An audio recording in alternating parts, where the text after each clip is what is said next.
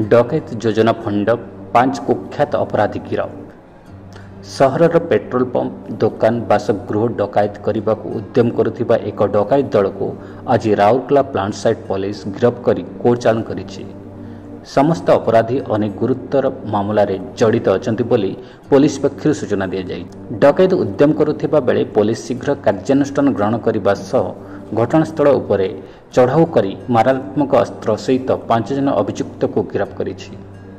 गिरफ्त अभियुक्त एवं अपराधी मध्य अछंती Gopabandhupalli ward number 3 Shekhar Salman, railway colony Indiranagar Pawan Sahu, लाल बिल्डिंग लेन आयुष बाड़ा, लाल बिल्डिंग लेन रोहित प्रसाद ओरफ कालू, मालगोदाम कालीमंदिर लेन मोहम्मद कैफ अंतर्भुक्त।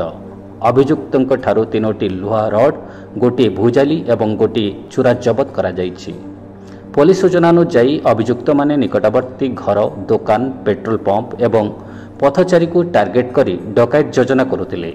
गिरफ होइतिबा 5 जन अभियुक्त बहु गुरुत्वपूर्ण अपराधी मामलें वारंट अछंती। केवल प्लांट साइट थाना शेख सलमान विरुद्ध डजन मामला रुजु होइछि, जेउथिरे डकैत, चोरी एवं हत्या उद्यम भली गुरुतर अपराध अंतर्भुक्त।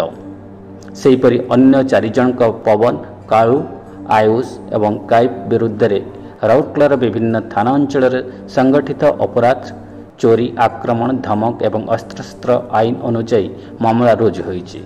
पुलिस द्रुत एवं साहसिक कार्यानुष्ठान जोगु सहर एक बड़ अपराधी कार्यकलापर आश्वस्ति मिली। Rourkela bureau report, Odisha city news.